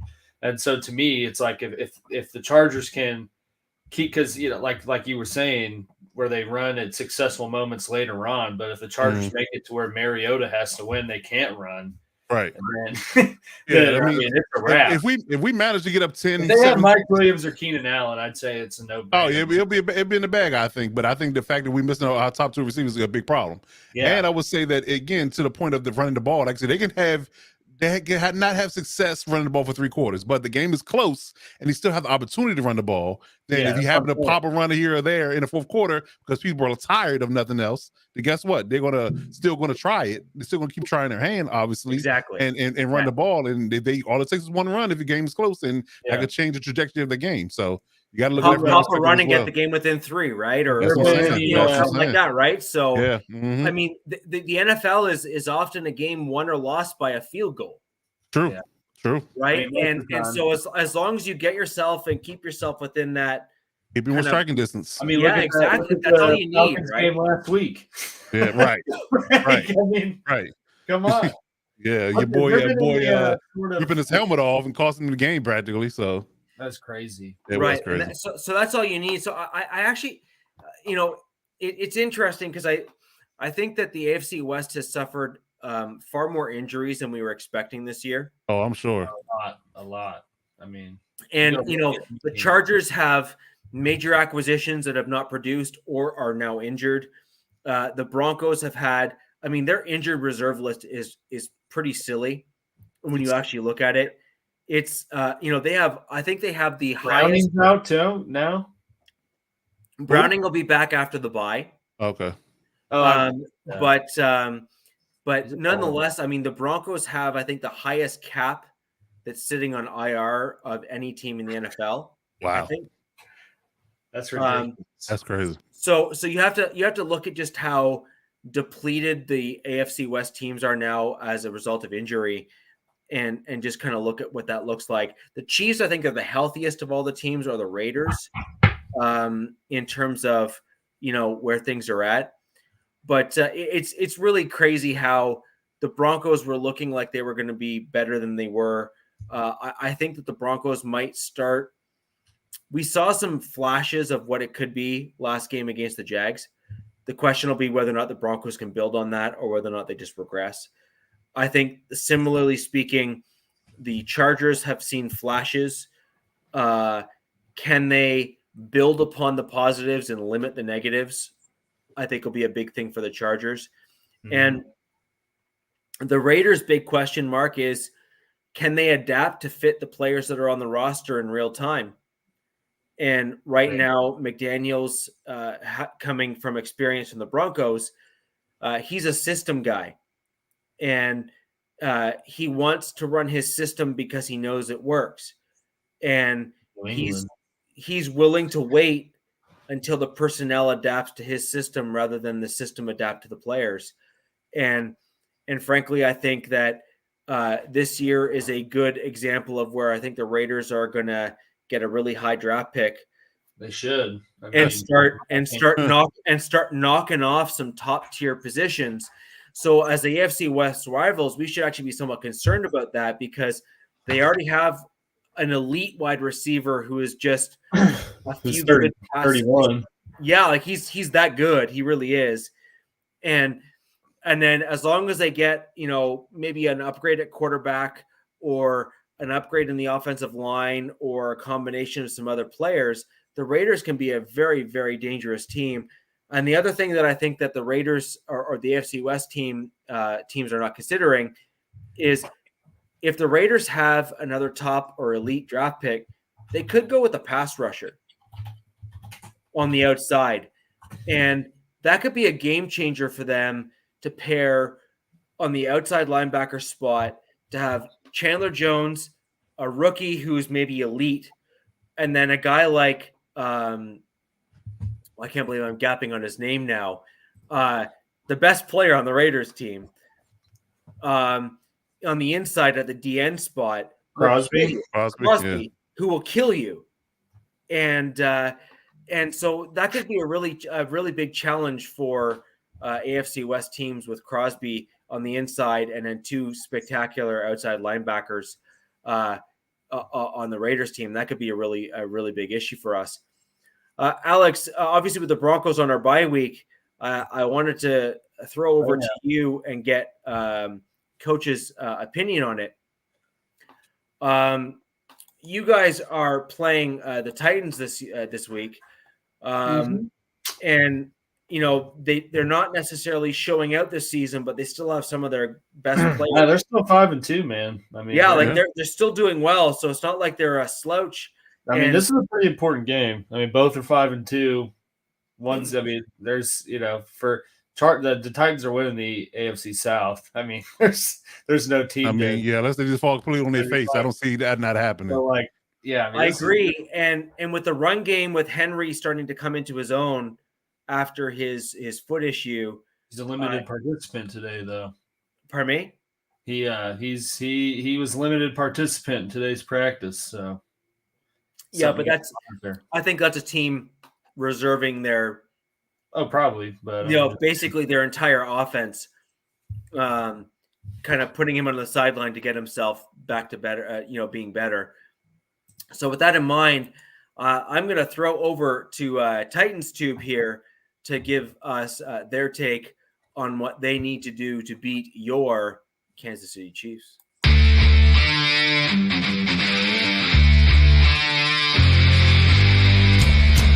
Hey everybody, what's up? Thanks for having me back. Wild West podcast. It's good to be back with you guys. Appreciate y'all having me on again. We're back in the mix here at 5-2, going on the road to Arrowhead. So what's it going to take? What's it going to take for the Titans to get a win here?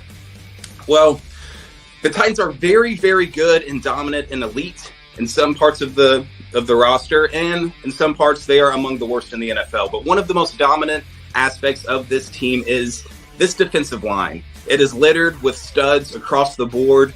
They're good enough to take over and carry a game for us, honestly. They have been really coming into their own this season. Last week against Houston, if it wasn't for a interception by the offense, the Houston Texans would have been shut out through the first 59 minutes of the game and having less than 100 yards of offense. I mean, that was a completely dominant performance by our defense. So how good is this Chiefs pass protection? How good is this Chiefs O-line at keeping Patrick Mahomes upright? I think that is our best chance. The number one thing I'm watching for in this game. Number two, we're just going to have to keep playing into our identity and find production on the ground. I know I just mentioned the Chiefs, third in the NFL in rush defense and yards per game. Henry's coming off a 200-yard effort against the Texans, who are among the worst in the NFL in rush defense. But the team has kind of found their own. This offensive line had a lot of questions coming into the season. Still big questions in the pass protection department. But in run blocking for Henry, it's been working. We have been riding Derrick Henry, and he's churned out 100 yards in 4 straight games now. So it seems like the king is back after his broken foot midway last year. But we're going to have to somehow establish the run against this tough Chiefs front. I know they're missing Chiefs are missing Frank Clark for a suspension. So how big of an impact is that going to have on this Chiefs defense? That's something to watch for. But we're going to have to find some production because this passing offense is just atrocious. For example, Robert Woods is our leading receiver on the team, and he has about 250 some odd yards through the season. I looked at it last night. 250 yards. Robert Woods ranks 79th in the NFL in receiving yards. That is our leading receiver. So that kind of tells you the production we're getting from the pass game. And lastly, third key. It's kind of lazy, I guess. But this offense, they can't make any mistakes. They've got to limit the penalties and no turnovers. We cannot give the Chiefs any chances to put points on the board. This offense has yet to score more than 24 points in a game. So, I mean, we fumbled a punt last week. Malik Willis threw an interception last week. Luckily, the defense rallied and was able to hold off the Texans, giving them only 3 points up until the final drive of the game. So the offense can't afford any mistakes. We can't give the ball on or give the Chiefs good field position, through turnovers or. I mean, if it's fourth down and short, I mean, I'm good with just, playing it safe, punting it, pinning the Chiefs deep, and making them work for every single point they have. Make them take long drives. Don't give them any freebies in the turnovers again. So completely clean game. Need that from the offense. And I mean, really from the defense too. But I mean, if the Titans are going to have a chance in this game, they have to play mistake-free football. Hopefully the Titans can pull through. And I think these 3 keys, if they can execute all of them, we got a shot. But good luck to the Chiefs fans, or good luck to the Chiefs and the fans out there. Hopefully we get a great game. And appreciate you guys. Love being on this channel here. So you guys take care.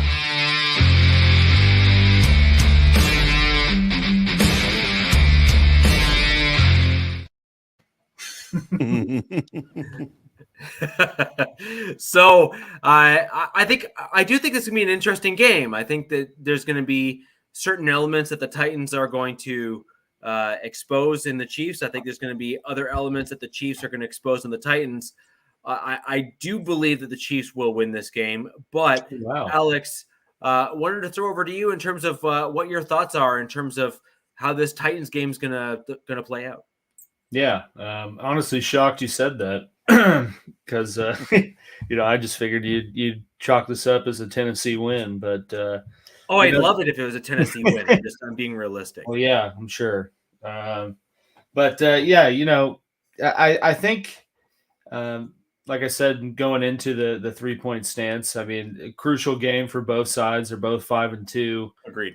But Tennessee, started the year playing Buffalo and who else they play? Buffalo and New York and Buffalo, and then haven't really played too many promising teams since then. So, it's been a while since they've played a team kind of in the top, more complete tier of the league. So, I think that's kind of skewed comparing the two at where they're at in terms of record. Obviously Tennessee is very good at running the ball. Everyone knows that. Everyone knows that it goes through Derrick Henry as it should. But you even heard him say, KC's been pretty successful, at least up to this point in the year, in stopping the run. This will probably be their biggest test with the team that is so dependent, especially with the Derrick Henry, who has been sort of hitting his stride more and more. But you've seen it almost every week since week 2 or 3. I mean, when these teams go heavy personnel, which a lot of them lately have been doing, the Chiefs have found it more difficult to stop the run and get off the field and get the offense back out there. I mean, you saw the Raiders do it. That Derrick Henry's basically a defensive end running the ball. Oh yeah, I mean he's an alien. Refrigerator with legs. Yeah. Nobody that's 6'4" and 250 should run a 4.4. Nobody. It's be humanly possible. Yeah. But he's basically like the same athleticism, I guess, as Clowney. like the same size as Clowney, but quicker, and it's just crazy. Yeah, it's ridiculous. But like you saw the Raiders do it, you saw the Bills do it. I mean, obviously not as much because they can do more things. You saw the 49ers were pretty successful when they went heavy. But like I've been saying, I'm kind of like a broken record at this point. But KC at least is so efficient and quick on offense that they don't allow those teams to keep doing it, because eventually they get to a point where they can't do that. And I think you kind of see that here. there's really no reason to respect the Titans passing game, especially if Malik Willis has to play again. I mean, the dude had a 5 QBR last year or last week. That's numbers were horrible. That's like impossible to do. Right. You know, so especially if he's playing, you definitely see KC stack the hell out of the box and say, okay, you know, Derrick Henry has to beat me and run through 8 guys every time he scores, or we're winning for sure. You know, in Tennessee, they have a good defense. One of my boys actually plays linebacker for him, so shout out Dylan Cole, Springfield Zone. All right. So, you know, kind of got to give him a little love there. D-line is certainly good. Jeffrey Simmons is a beast. Monster. You know, the only plus is that Harold Landry didn't make it to the start of the year, else it'd be even that much better. But there's a reason they emphasize their D-line, and it's because their secondary is not that great outside of their safeties. And I think you see KC, especially as they've been sort of gelling better with the receivers. I think you see sort of a breakout game in that point, where you see these short, quick outs to set stuff up later. But I think they have a pretty good day in terms of airing the ball out. So really, I think it'll be competitive and close until sort of, I'd probably say it's consistent sort of game flow to how the Niners game went, where it'll be, competitive probably to halftime or into the third quarter, but then you'll see KC start to be able to pull away, and then you're going to force Tennessee to have to move the ball with Tannehill or Malik's arm. And I mean, Robert Woods is their leading receiver. He's the only receiver with over 150 yards, which is like, to put into perspective, McCole Hardman has more yards than what Robert Woods with half the targets that he's gotten. So, you know, they're not efficient at moving the ball through the air. And KC, for better or worse, has always started off slow and allowed teams to get an early lead where they play that run, but then the offense is just too good. It's like, too good as the game goes on to where teams can't do that anymore. I mean, if San Fran kept the foot on the gas and was able to get up 21-0, I mean, I think that's a totally different game, because they're allowed to do that stuff a little bit more, and the pressure's more on KC to score quick.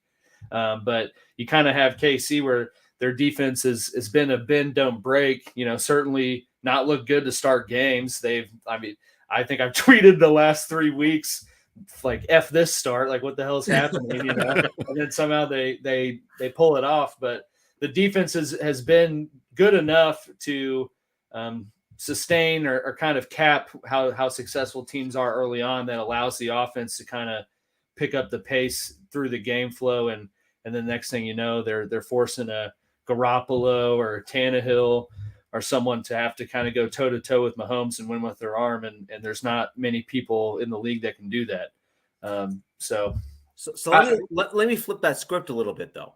So, Coach, and I'm curious as to your take on this from the defensive perspective. So let's look at this from KC's starts to the game. So let's assume that KC starts off to the same fumbling and bumbling start we've seen.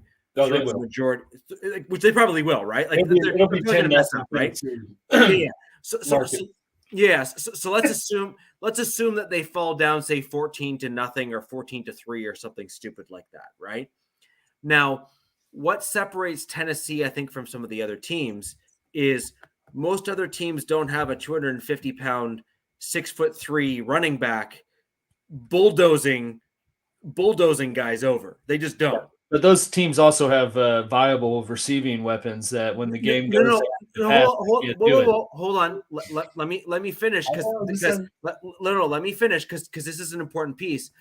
Is you're correct. Other teams might have more viable running or passing weapons, but if you're banking on another team saying, "Oh crap, we have to now throw the ball," Tennessee is looking at their wide receiver corps and saying, "Oh crap, I don't want to ever throw the ball." So to flip that script, so many other teams are going to say, "Well, we have wide receivers, we'll try to keep up with KC," and they fail epically. Tennessee may fall into a different trap, and I'm not saying it'll work, I'm just saying that it's different, I think, than what KC has faced so far this season, which is Derrick Henry is their best player, and it's not even close. Yeah. And I mean, they've lost to Tennessee in the past. I know. And that's my point, is that you have a 6'3", 250-pound, 260-pound running back. This guy's an animal. And so when other teams would go to the passing game to say we're going to catch Kansas City because they scored a touchdown, Tennessee's going to say, no, we're just going to grind you down and make you look like a fool. So then the question here is, on the defensive side of the ball, how long do you think that Kansas City can withstand punishment from a guy that large hitting their linebackers and even some of their defensive ends if they start running more on the outside? And do you think that that can have a legitimate impact where, I mean, I'm not saying that I think Tennessee's going to blow you out, because I don't think that's true, but it could be something that you're not used to that can throw you off. Where they might just say, we're sticking with the running game come hell or high water.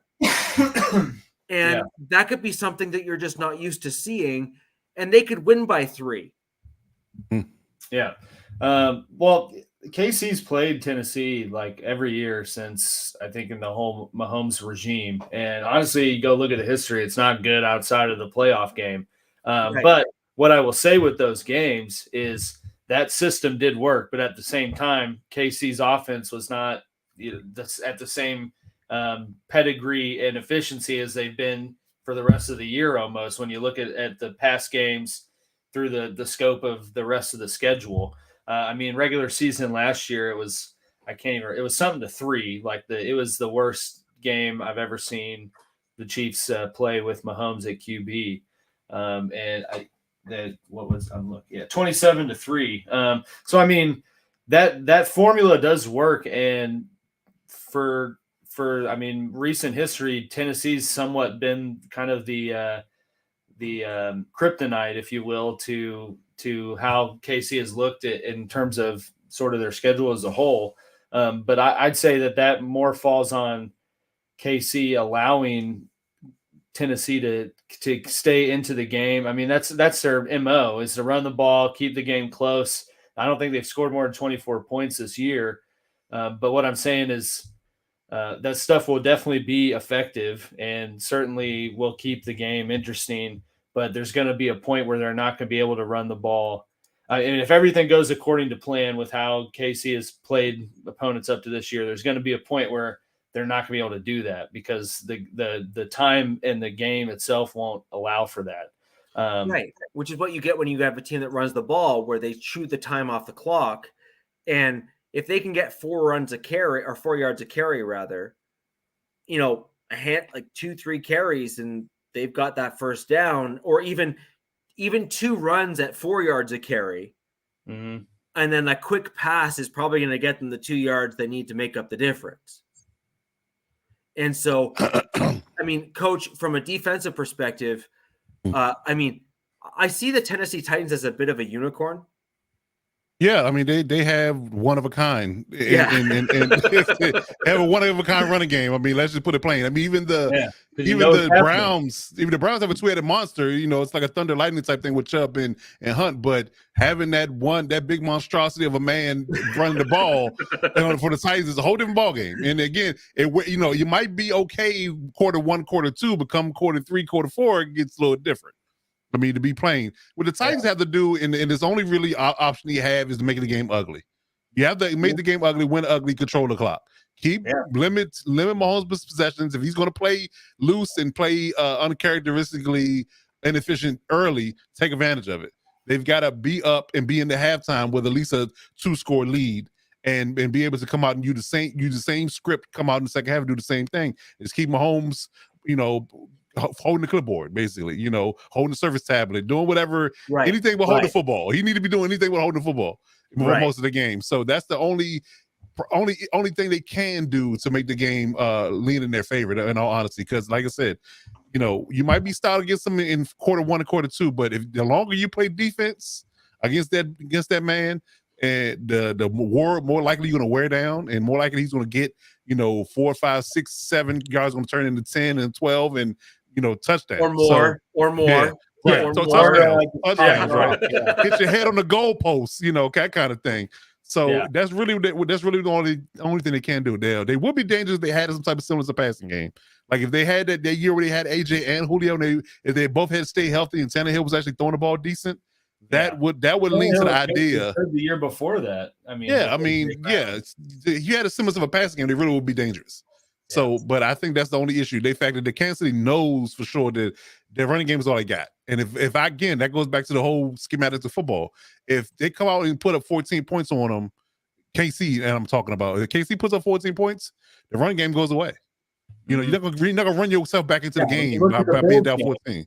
The Bills got up super quick, and then didn't see them run the ball. And it was, and they do that all the time. They give up the run when they don't have to. That's what annoys me about them. Exactly. But this is what my point is that Tennessee is not the Bills. The Bills look at Josh Allen and see a guy. No, I'm talking about the Bills Tennessee game. Oh, no, I get it. But my point is that Tennessee only has their running game. They know all they have is their running game. So you're not talking about the same type of team as the other teams that you would potentially go against. So they're going to look at Derrick Henry and say, even if he's only getting 3 or 3.5 yards a carry, at some point you're going to be tired and not wanting to tackle a dude that big, because you're going to get sore and they're just banking on that. So I could totally and Vrabel's that old school style football coach, right? Like the one that comes from that old school mindset old school of saying, man. Yeah, I'm gonna run you over and you're gonna feel it by the end of the game. Bring it. They're gonna play a physical football game. That's paramount. It's gonna be physical. So if the Chiefs aren't ready for a physical football game coming off a bye week, then it could get ugly. In all honesty, but it's just a matter of who imposed their will earlier. Like I said, if you let the Chiefs score early in the game, you can put the Titans to bed. Let's just put it plain. Put the Titans to bed. But if the Titans get up early and they can literally get whatever they want in the run game, then the Chiefs are in for a rude awakening. But it really comes down to how they have been in the past. Past matchups with the Titans, they haven't been able to get up early, and they've allowed Tennessee to play their game. And that goes back to our point earlier, right? That goes back to our point earlier about leaving teams around. Like let them hang around, and they'll end up beating you at the end. Yeah, To answer your question, DZ, I think they bring both of those guys back. I think the guy they don't bring back is MVS. Okay. But I think that's also going to be dependent on how Tony works out. But I really think they brought him on, and they're going to have him return punts because the Sky Moore experiment has not been good. And for whatever reason, they don't want McColl to do it, which I get. But if I'm KC, I'm signing Juju back right now. Dude's just been progressing, and he's still relatively young. And the MVS deal was 3 years, but they can get out after this. So I think that's going to be the one you see they move on from. But again, kind of dependent on how the new guy they brought in molds with everyone else. If he does, KC's pretty notorious for bringing on offensive weapons and then just not using them. So, look at Ronald Jones, who they signed in the offseason and has been a healthy scratch every week. That's a good point. We haven't seen him. He literally, after they made the trade, he tweeted like, sure would like a release right about now. And then they're like, we're not releasing him. We like him and hope that he can find. Like, it's just weird. Then they do it with running backs. The same thing like they got Le'Veon Bell. Yeah, that was weird. Didn't use him at all. He had like one good game, I feel like, and that was it. Yeah. So he had one good game because they actually needed to use him. Right. Yeah. And then he showed the Chiefs that there's a reason why you should have brought me in and used me more. And then Andy Reid said, "Oh, running the ball, I'm allergic to that." Yeah. So, anyways, guys, this has been a spectacular show. I have really enjoyed it. I hope you all have too. I'd like to thank all of the 4 gentlemen for joining me tonight for the Wild Wild West podcast. Coach had his show with Coach Kurt on Tuesday. That was yesterday. If you missed it, go ahead and check that on Locked On Defense podcast. We have a dog appearance here. My dog is Good dogs. A good boy. Let the dogs out. Who let the dogs out? Who got the dogs? There's a song about that release somewhere. The dogs. These are my coworkers. Oh, release the hounds. That's what they release the hounds. Yeah. Oh, you got 2 of them. Okay. Oh, there we go. There you go. So we've had a great show tonight. We've gone right into all the nuances of what to expect in the upcoming weeks and this coming week coming up. We also went into the trades, or in the Chiefs case, in the Chargers case, rather, the lack thereof. Yeah. And I'm not going to lie, Coach. I'm shocked. I just don't know what to say. But anywho, as we move forward and see how the rest of this NFL season plays out, we will be with you here every step of the way here on the Wild Wild West podcast as we break down the AFC West on a week-to-week basis and into the offseason as we get there. I figured I may as well bring where the dog, my dog, here into the podcast. Well, get the dogs out. Right. Mine just forced his way on. So pretty much. Yeah. It's how do you talking? Pay me some attention. I'll have I do a bunch of Zoom depots, like did